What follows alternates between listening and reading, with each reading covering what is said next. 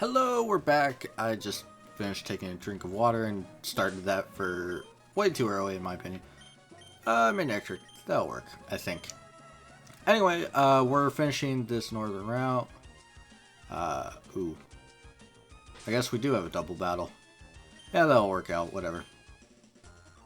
Anyway, I don't really have a lot to talk about, considering we're going to be moving on from this route pretty fast, so I won't talk about this route that much, besides the fact that little grass patch is where you could catch Jigglypuff.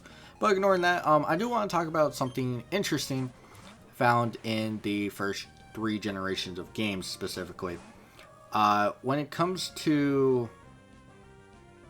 the badge names, I actually don't like this that much, but we'll go with that, yeah. But the badge names are very different in Japanese versus English. In the first generation, the Japanese are just named after the colors, which the Boulder would be gray, Cascade blue, Thunder orange, I believe. Rainbow is rainbow, of course, which is actually something that carried over into the... That's gonna suck. Yeah, paralyzed. Crap. But that's something that carried over into the English translation. I guess they couldn't think of anything that... besides rainbow. Anyway, the marsh badge, or the soul badge, I believe is the pink badge. The marsh one is gold, volcano's red, and then earth is green, which is actually weird to think about, but whatever. And overall, we have our boulder, cascade, thunder, rainbow, soul, marsh, volcano, and earth. But when you get into the second generation, they took a different route for the Japanese. Oh, I totally didn't even pay attention. They did a different route in comparison to what they did before. The Japanese actually named it after a subject, which is kind of what Generation 1 did in English. Sort of. I have no idea why the soul badge is the poison gem. But whatever, I feel like they got confused somewhere.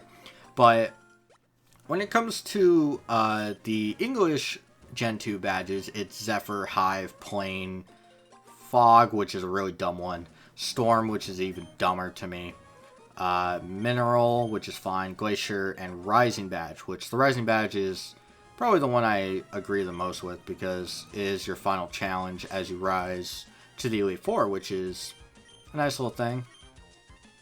We can start with Marshtomp now. We're going to be using exclusively Marshtomp for a while, until it dies or something. Here's Focus Punch. I'll explain what that...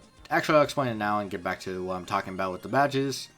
Basically, Focus Punch is a 150 power fighting move. And you're like, whoa, why doesn't everyone use it? And apparently I can't go up the slope. But, it takes a... Basically, it does a sort of charge-up type of thing. The charge-up portion is some of the highest priority in the game, but if it's hit at all, the Pokemon will not finish its move. And Focus Punch is worth the payoff if you get a sub-up, but overall it's not that great overall.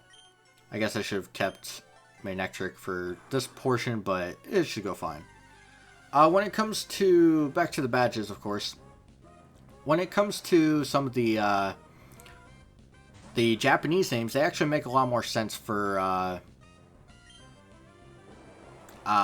Gen 2. The first one's Wing badge, which, Zephyr and Wing, they're not too far off. It's not that bad. I'm not going to insult Zephyr, even though when I originally saw it, I was like, what the hell is a Zephyr? But it's not too bad. They did change... In English, it's Hive for Bugsy. In Japanese, it's Insect. It's not too big of a change overall. It's not going to hurt that much. We're going to heal, because paralysis sucks. The Plane badge, in English, it's a regular badge. In Japanese, which they both suck, in my opinion. Though, I don't know why they changed it to Plane, if... whatever. Regular badge kind of makes sense. Kind of. It's still a lame badge, in my opinion, for normal types. I understand normal types aren't that, spectacular, but can we get something that's not straight A garbage? So we're heading to Wattson right now, and hopefully not running into that many Pokemon, because this just kind of a waste of my time. But I'll go back to talking about the Gen 2 badges right now. And this is where I kind of get really mad at the English, is that Fog is not representative of the Ghost type, to me anyway. Especially since there's only Ghastly, Haunter, and Gengar there, which kind of just makes me think they couldn't actually think of a badge name, which is kind of dumb, because the Japanese name for the Fog badge is the Phantom badge, which fits. It's almost like they know their own game. It's magic. But overall, it's just why is it Fog? What does that have to do with the ghostly encounter? Like, come on. The next one is Storm for English. It's Shock in Japanese, or that's what it translates to. Or close enough. Anyway, I need to switch that. Thank you. Overall, they're both not that great. I think Shock is a little better, more representative of fighting than Storm. But I don't really care. Minerals next. It's translated from Steel, I guess, which I'm not the biggest fan. Anyway, Wattson's right here. So we can talk to him and he'll be like, "Whoa, you're cool. Can you go and turn this power back on?" Because apparently it turned off for no reason. We don't exactly know what's going on. It's just a short surf away. Alright, we do get quite a bit of good rewards from this, so we're going to, of course, do it. But it is actually just down this way. It's not too far off. I actually do need to go back to Rustboro one of these days and get the fossil moving on that. It's going to take a little bit. But anyway, back to what I was saying about the Mineral and Steel badge. They're both fine to me. I actually prefer the Mineral badge, even though I feel like maybe that would be more of a ground gym, but it's not the worst. The next one's Glacier versus Ice, which they're both kind of just Glacier versus Ice. I don't really see it. Use the basement key. And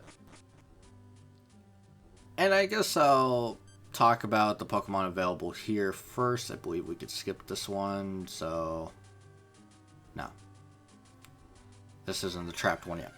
I guess I'll get back to the badges in a bit.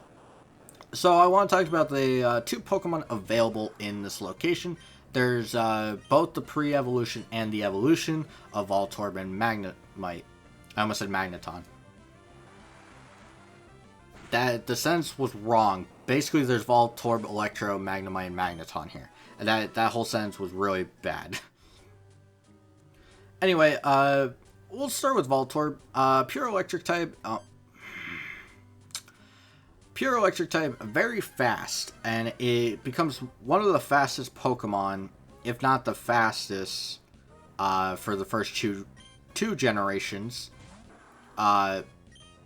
In the game, once it evolves, it is Pure Electric. Its stats aren't actually that bad as people say. They're just kind of low, the attacking stats anyway. It's basically guaranteed damage when you think about it. Its job is to get in there, do as much damage as it can, and then die. It's pretty much just that. Overall, it's not too good. I don't really recommend it, even though you're about to get a Thunderbolt TM. And also, just of note, there's no move it learns by level up that is anything besides normal. It's not that good of a Pokemon. It only has Soundproof and Static, which both aren't the greatest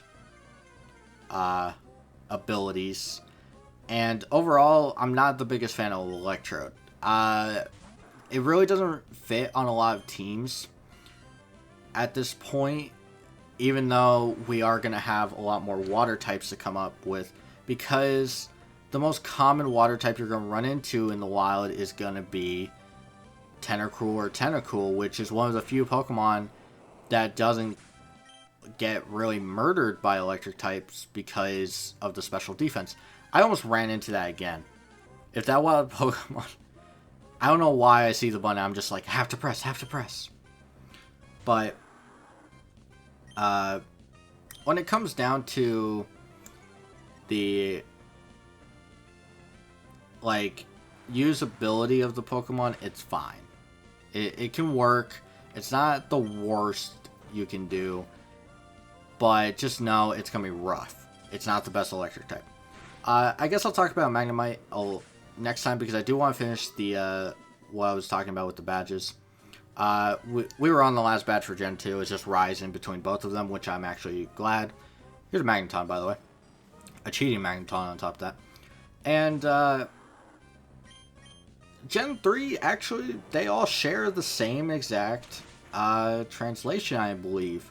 I believe it's Stone, and then Knuckle, Dynamo, Heat, Balance, Feather, Mind, and Rain? Or maybe the Feather's different? No, I don't think so. I'm trying to think. It's hard to go off memory for some of these. Like, I'm just trying to think.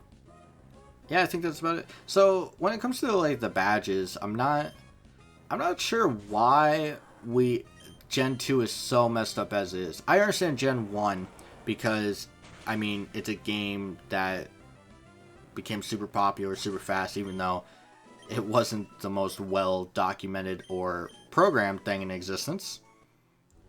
So, not exactly ecstatic about it. An Ultra Ball, that's nice. I guess I could talk about Magnemite and Magneton, since, wow, this just goes back. Amazing. Anyway, Magnemite and Magneton are both electric steel. They are relatively defensive on the physical side for being weak to Earthquake, quad effective, of course. Magneton is very powerful. The steel typing is very helpful in this game. It's fast enough to where it'll handle most sea routes relatively easily. It also outspeeds Gyarados, which is very important for being an electric type, because Gyarados is probably the biggest threat with a quad weakness to electric. Overall, Magnemite and Magneton aren't bad. I actually considered for a long time using a Magneton on my team, but I felt that it came a little late for what I wanted in an electric type. Even though it would still do well, I just felt it was a little late for what I wanted. I wanted the main electric pretty early to get started work on it. And overall, I just felt Magneton, I've used it before. I wanted to try use a main electric again. It's been a long time since I did. But Magneton's still a very good Pokemon overall. It has decent physical defense, great special attack, decent speed. It's not the the fastest thing in the world, of course, but it can still do quite a bit. It doesn't get that many steel moves from what I remember. I believe Metal Sound is the only thing it gets. It does get Tri-Attack, I believe, at like level 30, 40, around there.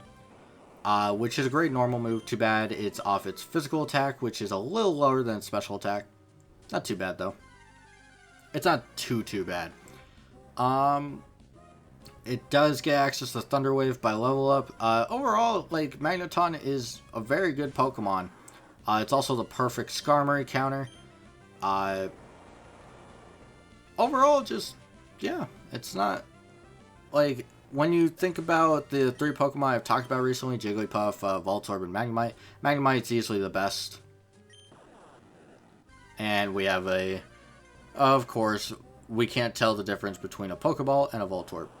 Though, at least this isn't like the Power Plant where Electrode apparently could hide as them.